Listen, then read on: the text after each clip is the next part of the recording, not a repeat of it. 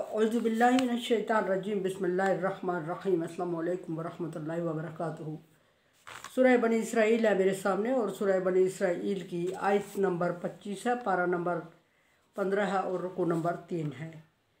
आयत नंबर 24 में अल्लाह तबारक व तआला ने वालिदैन के साथ हुस्न सलूक और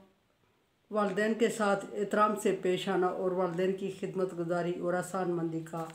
हुक्म दिया और फरमाया कि उनके दुनिया से जाने के बाद या दुनिया में रहने के बाद दुनिया में रहने पर भी दुआ सिखा दी कि ये मांगना चाहिए वालिदैन के लिए। सोचने का मुकाम यह है कि अल्लाह तबारक व तआला ने दुआ का हुक्म दे के इंसान को आज़ाद नहीं छोड़ दिया कि जिस तरह तो मर्ज़ी अपने वालिदैन से दुआ मांगता रहे, बल्कि दुआ का हुक्म दे के इंसान को दुआ के अल्फाज भी सिखा दिए और इंसान की मर्ज़ी पे नहीं छोड़ा बल्कि अपने हुक्म के ताबे दुआ सिखा दी। रब्बिरहमहुमा कमा रब्बयानी सगीरा कि अल्लाह तबारक व तआला से इस तरह दुआ मांगे कि अल्लाह जिस तरह मेरे वालिदैन ने बचपन में मुझे शफ़क़त और मोहब्बत और प्यार से पाला है तो उस तरह उन पर रहम फरमा। तो ज़रा ये सोचने का मुकाम है कि बच्चे को कितनी मोहब्बत शफ़क़त और प्यार से उस वक्त जब वो बिल्कुल नामौलूद होता है, बिल्कुल हरकत नहीं कर सकता और सांस ले सकता है सिर्फ, तो उसके वालिदैन उस वक्त से उसको किस तरह उठाते हैं और किस तरह बिठाते हैं और किस तरह बड़े एहतराम बाजू झुकाने का हुक्म दिया कि उनके लिए बाजू झुका दे। तो आगे ये मिसाल दुआ सिखा दी कि जिस तरह के नामौलूद बच्चे के लिए माँ हर वक्त या बाप भी उठाए तो वो किस तरह बड़ी एक एहतियात के साथ और बड़े नरमी के साथ बच्चे को उठाता है ताकि कहीं उसके सख्त हाथ भी बच्चे के स्किन के साथ टच ना हो जाएं और कहीं उसके बाजू ना टूट जाए, कहीं उसकी टांग ना टूट जाए, कहीं उसके किसी जिस्म के हिस्से पे निशान ना पड़ जाए हमारी सख्ती से। इस तरह वालिदैन के साथ रवैया रखना चाहिए जब वो बुढ़ापे में हो जाए तो, कि जिस तरह उनको एक जगह से दूसरी जगह उठा के शिफ्ट करता है बच्चे को, तो बच्चे के इतनी केयर करते हैं कि कहीं बच्चे की हड्डी ना हिल जाए। छोटे बच्चे की बचपन का जिक्र फरमाया इसलिए कि जिस तरह बचपन में वालिदैन ने मुझे पाला, तो वो फिर कंडीशन बता दी कि नामौलूद बच्चा जब वालिदैन उसको उठाते हैं या दूध पिलाते हैं, बहुत ज़्यादा केयरफुल होता है, बहुत ज़्यादा केयर का टाइम होता है और उसको दूध पिलाया जाता है तो ख़ास चुन के दिया जाता है कि कौन सा उसके लिए सूट करेगा। टाइम का ख्याल रखा जाता है, फीडर दिया जाता है और उसके लिए बहुत एहतमाम के साथ वो चीज़ें बनाई जाती हैं, थोड़ी सी किसी चीज़ की मिकदार ज़्यादा ना हो जाए और एक जगह से उठा के दूसरी जगह शिफ्ट किया जाए बच्चे को तो कहीं इसके जिस्म का कोई उज़ू डिस्टर्ब ना हो जाए,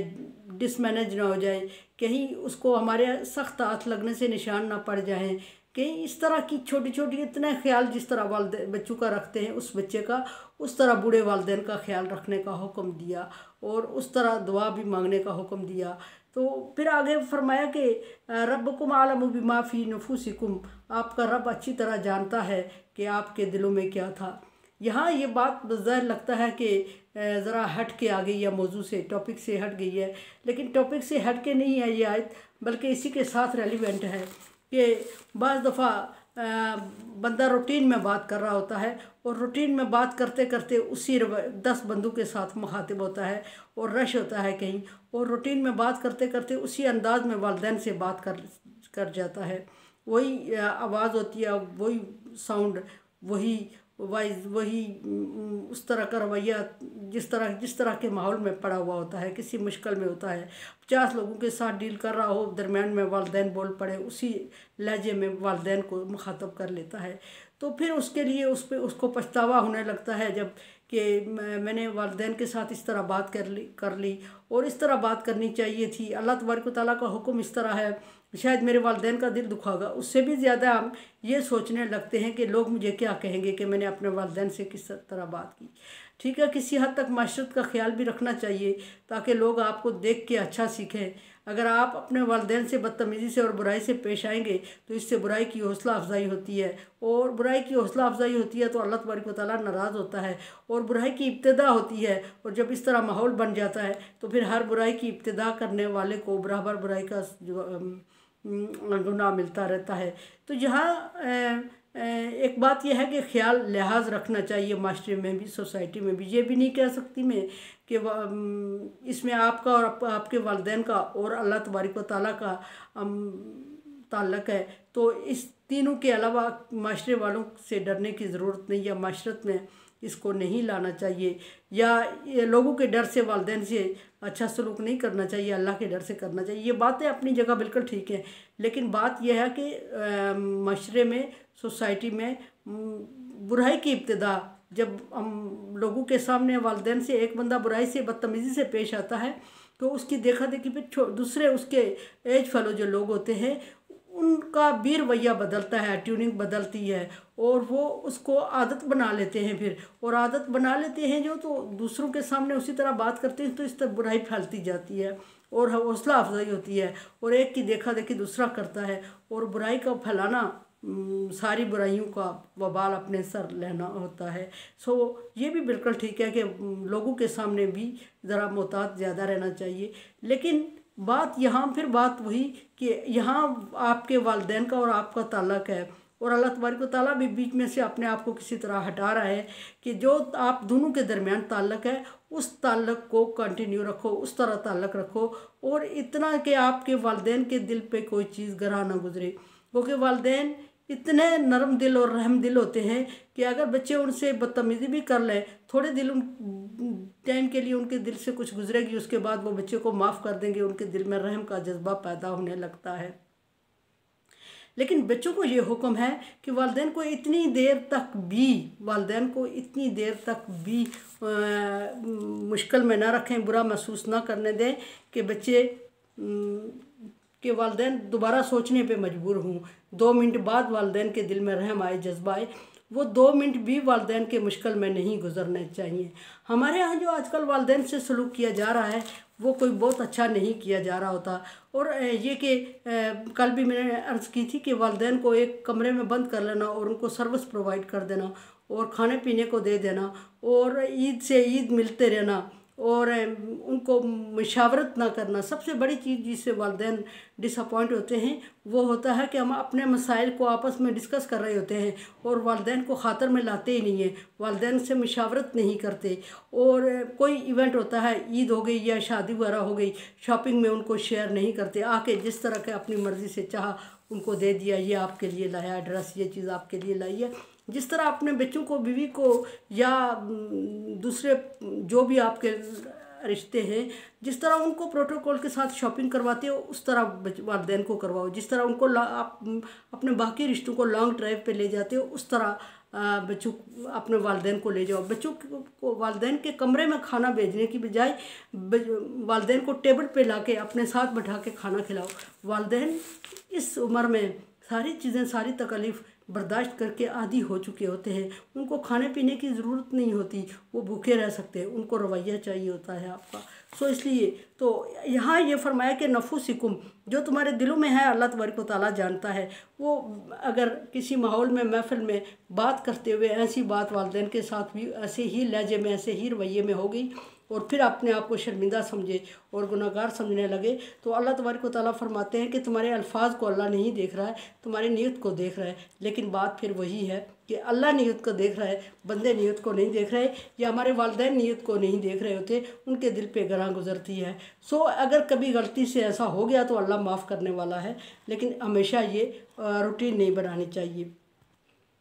और फिर फरमाया इन तकुनु सालिहीन फ़इन्नहु काना ली अव्वाबीना गफ़ूर, अगर तुम नेक हो और अपने वालिदैन के साथ नेकी और खुश असलूबी से पेश आ रहे हो और दिल में उनके लिए बहुत अच्छा मुकाम और जगह रखते हो, और लेकिन कभी कभार गलती से या किसी महफिल में आम लोगों से बात करते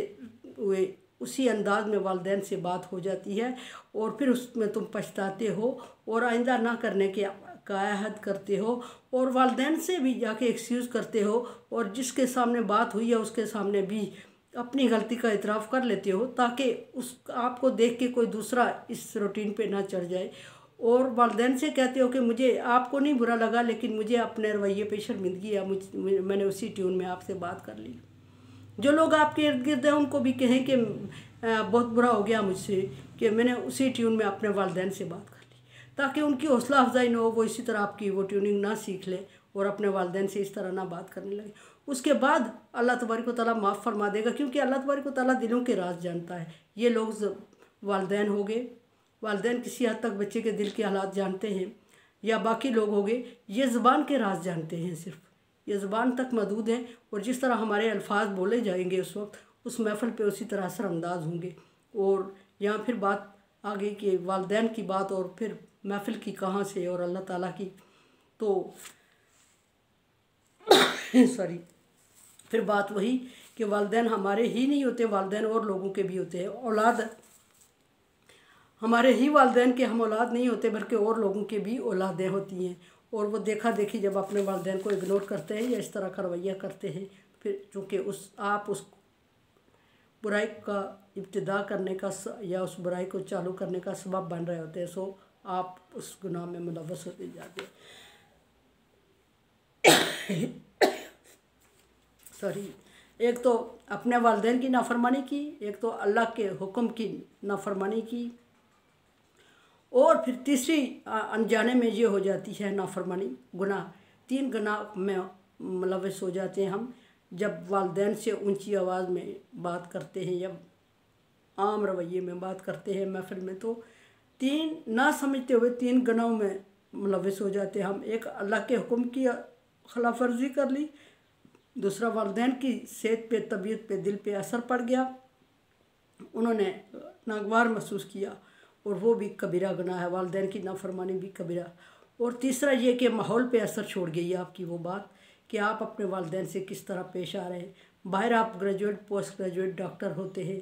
और ऑफिसर होते हैं, लेकिन घर में कदम रखते ही आप जाहिल होते हैं और वालिदैन से इस तरह बात कर रहे होते हैं जैसे वो आपके वालिदैन नहीं नौकर चाकर है। कमरे में बीवी बच्चों के साथ आते ही सलाम दुआ करके गुल मिल जाते हैं, खेल कूद में लग जाते हैं, और माँ बाप आपके कमरे में इंतज़ार कर रहे हों कि मेरा बेटा आया और आप उनके पास जाएं ना। तो ये वालिदैन के साथ अच्छा सलूक करने, ये रवैया अच्छा रखने का हुक्म है। वालिदैन कहीं भी आपके खाने पीने या आपके प्रोटोकॉल या आपके कपड़े ला के दे देने से या आपके नौकर चाकर के रवैये और इन चीज़ों से कभी वालिदैन खुश नहीं होते। वालिदैन सिर्फ आपके साथ बैठने और आपसे शेयर करने, आपसे बातें करने के से खुश होते हैं, या आप वालिदैन को वो तरजीह दें जो उनका हक़ है। शॉपिंग में उनको साथ रखें और दूसरे कामों में वालिदैन की तरफ तवज्जो दें, ताकि आपके वालिदैन दिल से खुश हो जाए। और उस तरह जैसे एक छोटे बच्चे को हमेशा केयर में रखते हैं, कभी नहीं सोचा कि छोटे बच्चे को आपने अकेले कमरे में बंद कर दिया और आप आउटिंग के ड्राइविंग पे कहीं चले गए, वापस आए तो दरवाज़ा खोला। अगर छोटे बच्चे के साथ वालिदैन को कंपेयर किया गया तो इसीलिए कि उनको कमरे में अकेला छोड़ के चले ना जाया करो आउटिंग पे, और वापस आके जब टाइम मिले दरवाज़ा खोल दिया करो। ऐसा कभी बच्चों के साथ नहीं करते, छोटे बच्चों के साथ। सो वालिदैन के सब को भी कंपेयर किया बच्चों के साथ कि बच्चों के तरह वालिदैन से सलूक करें। मेरे चैनल को सब्सक्राइब करें और इसको शेयर करें और सदका जारिया में मेरा साथ दें। अल्लाह हाफ़िज़।